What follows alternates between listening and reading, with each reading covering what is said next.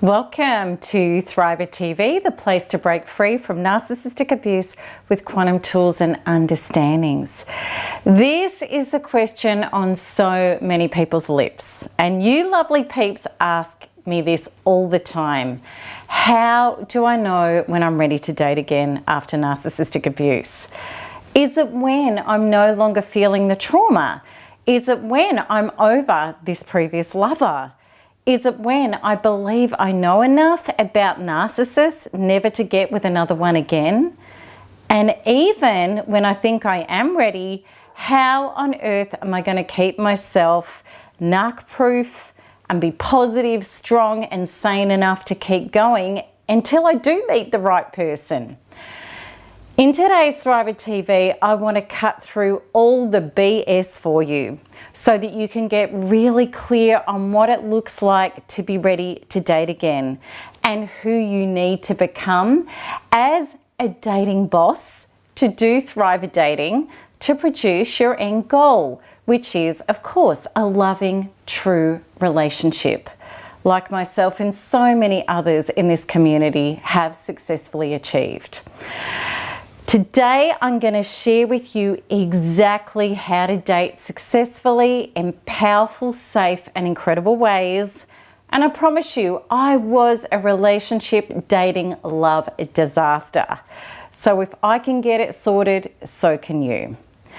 So those of you contemplating dating, wanting to date, and wanting to share your life with someone special, please listen up, because today I'm going to give it to you straight. And I'm going to pull no punches. After narcissistic abuse, I think that this is so necessary to do that. In fact, it's essential, because not only can this information today deliver you to true happiness, it could also save your life. And you nearly lost your life last time round in narcissistic abuse, and none of us ever want to have to go through living that stuff again. And we all deserve happiness. We do not have to stay single after narcissistic abuse. Why should we? We all deserve true love with an intimate other. It's what we all want. Okay, so let's start at the start. If you've been abused by a narcissist, there are some extremely important foundations that we need to understand and lay down first. And this is about what narcissistic abuse was at the deepest level of our being, and how we need to know that we are really shored up against that before dating again. And I've seen time and time again that if we don't do the inner work, the next relationship isn't an improvement, rather it's usually worse, because we didn't get the message last time. Narcissistic abuse brings us to our knees to heal what we need to heal. And if we don't, the next person may be an even bigger narcissist to get that soul work done. Okay, at the deepest level of ourselves, we brought forth from epigenetic ancestral patterns, or past life, or childhood traumas, or all three, unhealed parts that were not as yet allowing us to be whole, causing us to assign other people to be our source of love, approval, survival, and security. We didn't feel like solid adults conjoining with another adult. Rather, some part of us was seeking unconsciously a parent figure to right the wrongs of neglect or unavailability or conditional love or abuse from our past. And a narcissist was able to appear as the love bomber and come into our life professing to be everything that was missing. So in short, we all had a sense of an emotional emptiness within ourselves and our life, no matter how good logically or practically or capable our life was going or how successful we were. We always felt in some way that we fell short regarding feeling worthy and lovable or whole, and that something was missing. And we usually significantly felt like somebody else was missing, somebody who could truly, honestly love us. And we may not have healed from a previous painful relationship. And it may have seemed like we would only get over a past love when we had another love in our life to replace that previous painful one.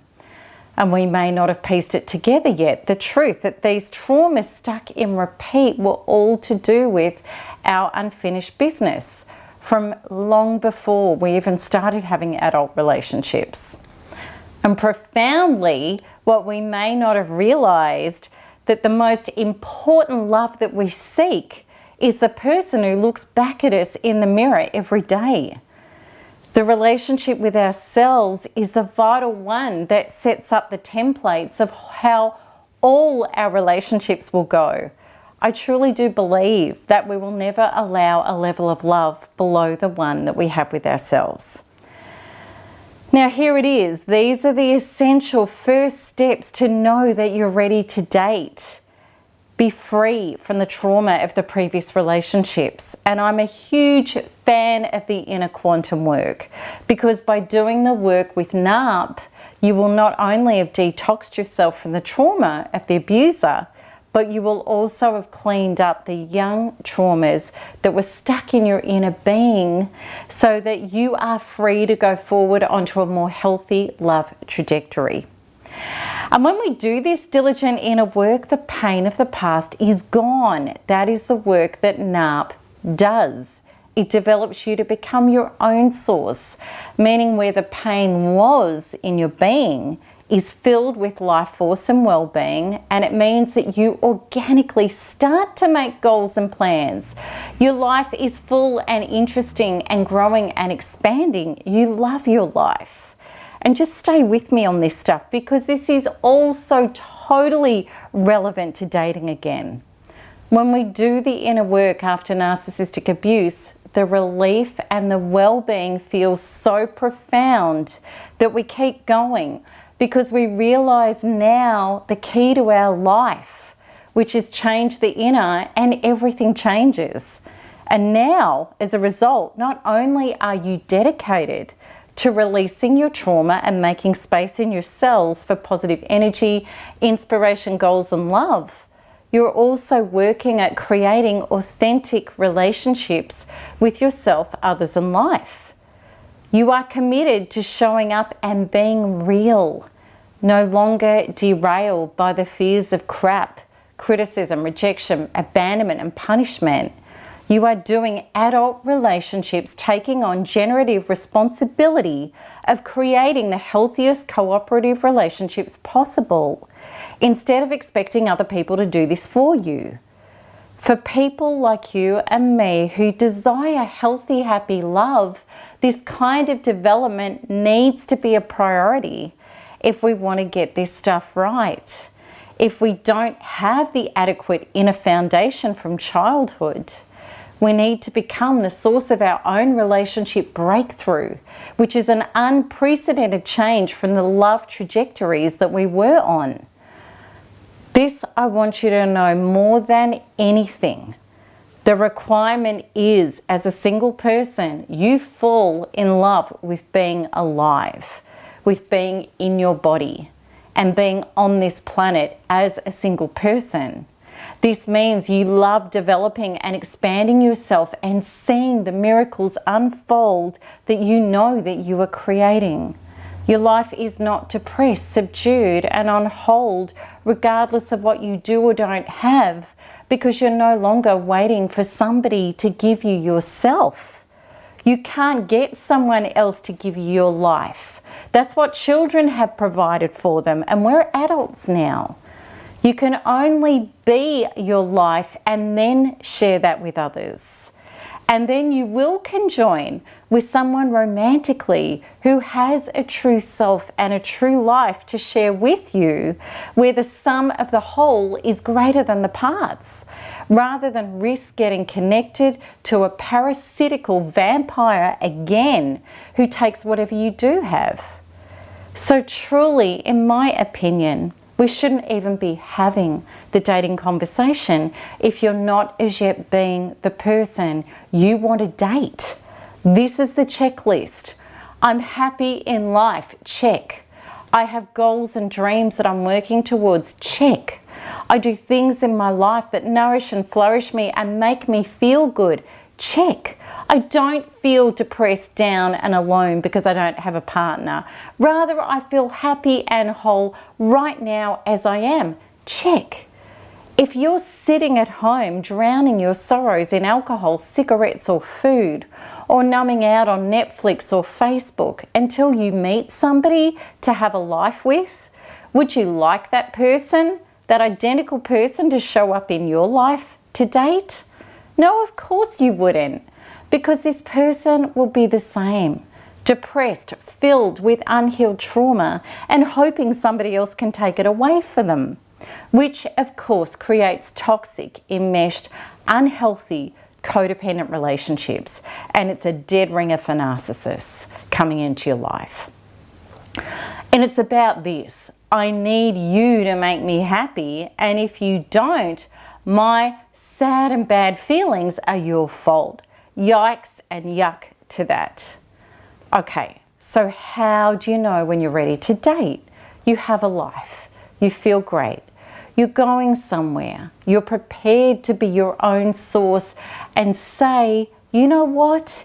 If I don't end up with someone, it's not the end of the world because I'm having an awesome time anyway. That means that you are in a healthy position to date. Okay, so I get it. I know it. I've been there. After narcissistic abuse, you may be saying, but me getting to that, I've got more chance of flying to the moon than feeling like that after the trauma and the destruction and the devastation I've been through. So how, Melanie, how am I going to get to that place? Please tell me. This is the answer. Make yourself your number one priority in your life and commit to loving and healing your inner being back to wholeness. That's the answer, period. There is no other answer. Okay, so I want that really to sink in. There is no other answer. Okay, so once we get past that stuff and we become that foundation, next we need to think about dating, the actual dating. Are you ready to actually do it, even when you get to the stage of wanting to meet someone and even feeling ready to meet somebody? Is it about saying to the universe, okay, I'm ready to date, and then going about your everyday life as normal, even though there's no prospective partners in your present life? And then we look around and we say, where is he or she? Why isn't he or she here yet? Hoping someone's just going to magically pop up. It's incredible how the Bible has so many quantum truths in it. Quantum truths are everywhere, and the Bible has a lot of them, such as God, source, creation, helps those who helps themselves. When we become the energy in motion of our desires, we start to enlist all of creation to come play with us. Until then, creation says, I love you so much, I always grant you what you want. You're not doing anything about this, so I guess you really don't want it. I had a conversation with a dear friend of mine recently who was asking about me, about meeting her life partner. And she's now dating and she's doing so well because she gets it. And her starting to date after years of singledom was prompted a few months ago when we had a chat about her manless situation. Now, just as a side note, I want to address this because most people would have found that so weird about my friend because she's beautiful, she's intelligent, she's articulate, and her life is totally going on. And I've got friends like that. You know, I know a lot of women like that. And they may think, how on earth is she still single? And I have to say, I find it really off-putting when people say that attractive, eligible people have no trouble finding the right partner. That is such a myth. Attractive people have just as much trouble as anybody finding their soul partners, truly, because it's got nothing to do with aesthetics. It's to do with inner programming. And some of the people I know who have had a terrible time in relationships and meeting healthy people are hugely attractive and eligible people. Just as I know people that, you know, don't really have that much success under their belt, and they're not aesthetically gorgeous, have had no trouble meeting incredible life partners. It's got nothing to do with it.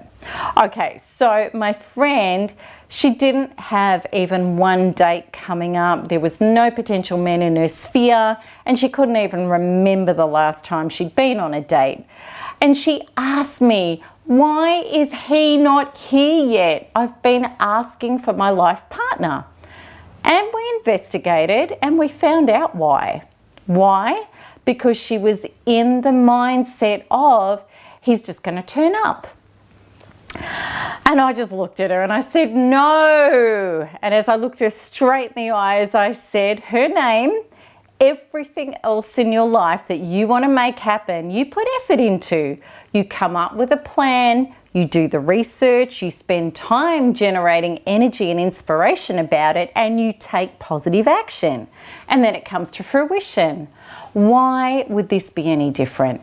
And my dear friend looked at me and I knew the penny had dropped. And she went, oh, she got it.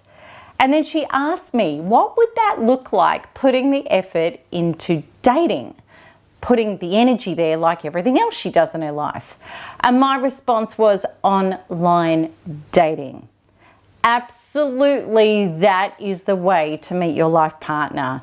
Now, I know many of you are going to be recoiling, and what I want you to do, because I think this is going to be such an interesting group exercise, I want you to stop the video, scroll down, and I want your thoughts on online dating. Let's do a survey on this. And then we're going to continue the video. Your thoughts may change, they may not, but I want to hear them right here, right now. Okay, we're back. All right, now what I really want to say, and this might seem like a bombshell, but I'm going to explain. Really, honestly, if we're recoiling from that and we want to meet our life partner, it's ridiculous. And I know I used to do it too, but it is ridiculous. We are in the new age of technology now. And how else do you think you're going to meet people who want to find you as much as you are looking for them? We're not 20 anymore, going to nightclubs in a big group of friends. And this whole notion of someone can present as anything they want online and lie to you. Yes, of course they can. And so can the guy you meet down the street or at the nightclub, or who gets introduced to you by friends, or at the interest that you do with this person, the club or the hobby.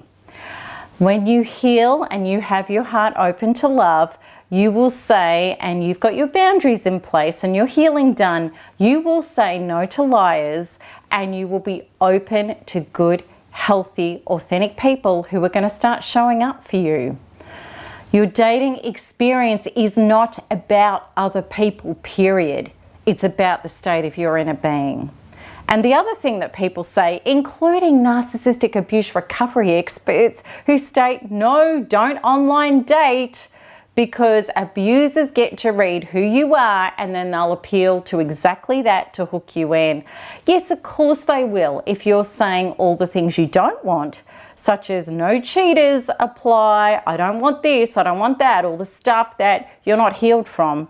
Narcissists know you have wounds and know all they have to do is empathize with you and tell you how they are not that person. And then if you've got some chemical attraction with them, and there certainly will be because they're representing your unhealed parts, that's a strong chemical attraction, then the narcissist can slip right on in and you think you've hit the jackpot. That's what happens. So don't put these things in your dating profile. Don't do it.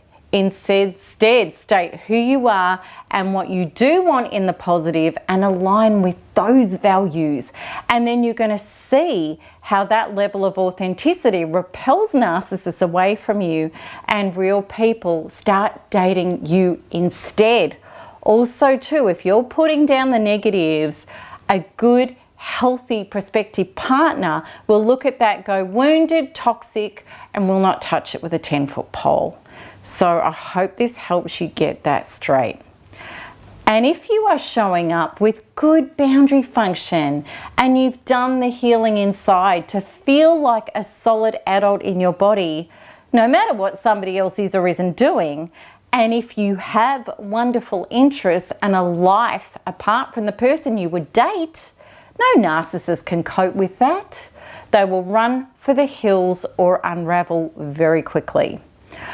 Okay, so back to my friend, because I know you may relate to lots of her stuff, which is all of our stuff. She had another issue that was not allowing a man into her life. She was extremely busy. So now she's carved out space in her diary to date, as well as answering potential suitors and engaging in her dating online daily as a value in her life that is important to her now. And the results have been wonderful. Quality, good men within days of beginning started contacting her, and she's going out on dates. It's gorgeous. And I love the fact that talking with my darling friend and going through this with her is able to help me shed light on issues that stop us being ready to date successfully. And here's another one. This one is really big. When people say things like, I can't be bothered going through all of that. What if I meet somebody who's unattractive, there's no chemistry, they're sleazy or they're boring? Oh my God, I could meet another narcissist and I don't want to have to go through that. I just want to meet the one. So funny. Life has the last laugh on us with that stuff because it's a quantum law. Whatever we're experiencing that we've got a painful charge on is going to keep coming into our life until we accept it as divine, get the healing gift from it and make peace with it. Then and only then can it leave our experience. So this is the deal. You can't hate dating and be frustrated with it and expect, randoms to stop. Rather, you need to embrace dating randoms. That's what I call these people. It doesn't mean they're not great people. That's just the word I'm using. I just think it's a funny word. So you need to embrace dating randoms. You need to extract your learning and your growth from this experience and know it's a co-generative growth experience for you and the other person. Know that life is happening for you and not to you. Life, God, creation wants for you as much as you want for you to be with the right soul partner and experience loving bliss. But you need to become the person who can be in that relationship and sustain it. Dating is your essential training to develop you to become that. I think it's great when people don't meet a soul partner right away. In fact, I think it's terrific because you're learning how to be in the presence of potential mates, how to be real, how to be different from how you used to show up, how to have boundaries, how to speak up, how to have the difficult conversations, how to be adult and centered enough to say a no and receive a no. In other words, how to be a grown-up in your own body, checking within with yourself and honoring you, no longer handing your power and yourself away to try to be loved. Meeting people instead to ascertain who could be a healthy fit for you rather than being how we used to be unconsciously as broken inner children, wanting somebody to take our pain and loneliness away for us. Therefore, date enthusiastically, widely, and purposefully. Get triggered while you're dating people. Enjoy that and accept that. Know that each time an emotional trauma goes off within you, that you now have the grand opportunity to clear another trauma that's been separating you from true love. Remember, that was meant to happen. It has to be cleared for you to go forth into a healthy love trajectory. So dedicate to releasing and up-leveling all that does arise so that you can heal it and move closer towards your graduation, which is the connection to your soul partner, the bringing of it to you. If you recoil and refuse to date so that you don't get triggered and you don't have to risk anything and you don't get hurt, that's not going to be possible. And the right person is not going to come to you because you are not on a matching love trajectory for that to be able to happen. You're out in nowhere land, wrong town. You're not even near right town. I hope that makes sense. So go out on dates, even date 3 times a day if you want, breakfast, lunch and tea. And of course, if these people are within your love funnel, meaning that they're people that meet your criteria, you got to get clear on what you do want, what you don't want, and make sure it is in a public place. Never ever go to somebody's house or invite them to yours. Just don't do that. And if you've ascertained that this is worth a meetup, you know, you've talked to them by email or had a phone call.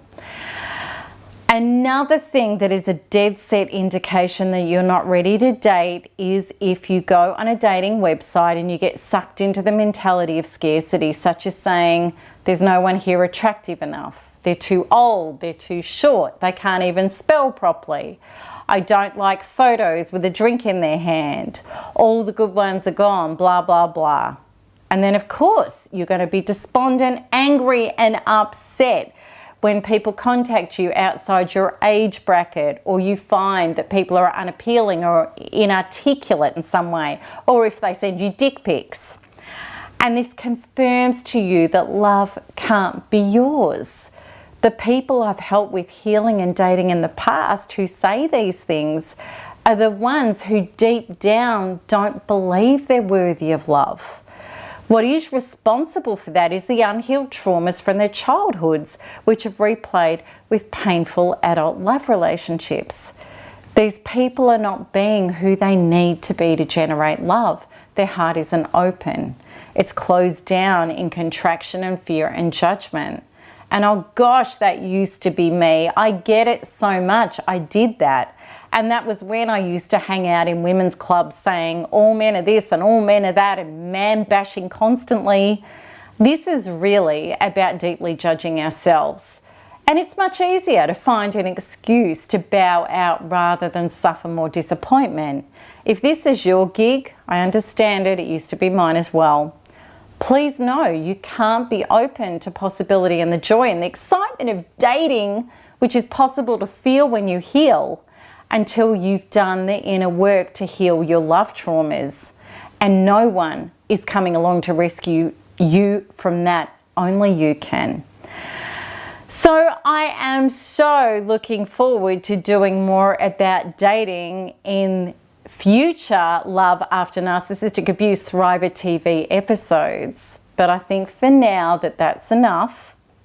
I don't want to overwhelm you too much, and I think I've given you enough to chew through, because this is a really big topic for so many people in this community, men and women. And please know this applies to men, women, same-sex relationships. It applies to all of us. So I hope that this has helped. And if you'd like to learn more about how to heal for real from toxic relationships and become a boss and a thriver ready to date effectively, you can sign up to my free 16-day recovery course, which includes an invitation to a healing workshop with me, a set of ebooks, and so much more. So to access these, just click the link at the top right of the video. And if you want to see more videos, make sure you like and subscribe so you get notified as soon as each new one is released. And I'd love you to feel into today's Thriver TV episode and put your thoughts and your comments and any questions that you might have, put them down below, because I love answering them for you.